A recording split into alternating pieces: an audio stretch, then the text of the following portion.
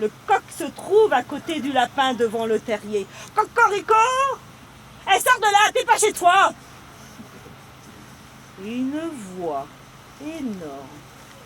Je suis la chèvre biscornue.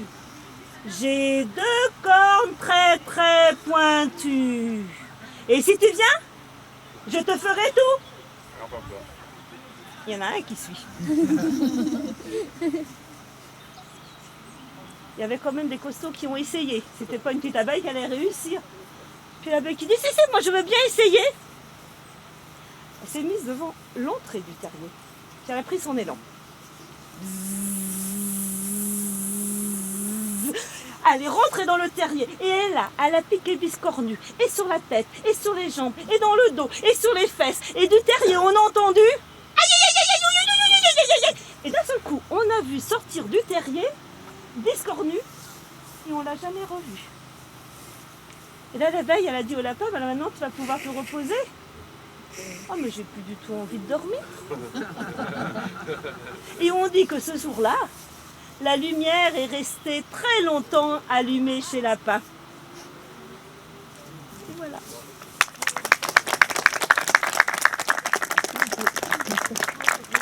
La forêt africaine, il y a donc, ce petit village, et dans ce village, il y a un enfant. Cet enfant, il est aveugle depuis la naissance. Il n'a jamais vu et il ne verra jamais. Cet enfant, comme il est aveugle, il ne peut pas faire grand-chose. Tout ce qu'il peut faire, c'est éventuellement sortir de la maison, faire le tour de la case et re-rentrer dedans.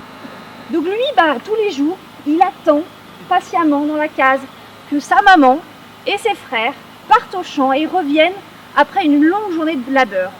Et ce que fait sa maman aussi chaque jour, c'est que le matin, elle se lève très tôt et elle fait à manger pour la journée, donc pour les frères et sœurs au champ, pour le petit garçon aveugle à midi et pour le soir.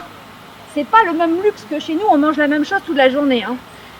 Et aujourd'hui, au moment où il s'assoit pour manger, après toute cette matinée à attendre, la terre se met à gronder doucement au départ et de plus en plus fort. Et là, il est complètement paniqué. Qu'est-ce qui se passe? Et vous n'avez pas oublié, il ne voit rien. Et donc le géant Tamarak arrive devant la case de l'enfant et il fait « Ohé, il y a quelqu'un là, ça sent bon, moi j'aimerais bien manger !» Vous l'imaginez pas, mais il est affreux, il a des énormes cheveux hirsutes, il a une longue barbe qui descend jusqu'au sol et il a surtout 3 dents bien pointues pour manger. L'enfant aveugle a bien de la chance parce qu'il ne mange pas les enfants, mais il a faim. Alors l'enfant, tout accroupi qu'il est dans la case, se dit qu'il faut bien qu'il fasse quelque chose parce qu'il ne va pas partir, là, il n'arrête pas de lui réclamer à manger. Donc il prend son bol, il le tend désespérément à travers l'ouverture de la porte.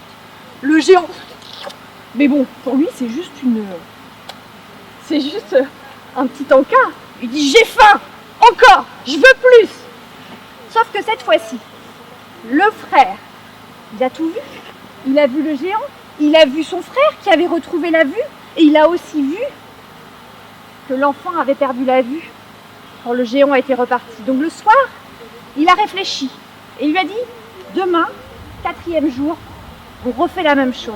Mais je resterai là et je te promets, cette fois-ci, tu garderas la vue. Le petit garçon, il aimerait bien garder la vue depuis le temps qu'il reste de ça. Donc 4e jour, c'est toujours la même chose. La maman fait un gros bol à manger, un petit bol pour le garçon. Ils s'en vont au champ. Et je peux vous assurer que depuis ce jour-là, on n'a plus jamais revu le géant. Et la deuxième chose, c'est qu'il n'a pas eu le temps de reprendre la vue à l'enfant.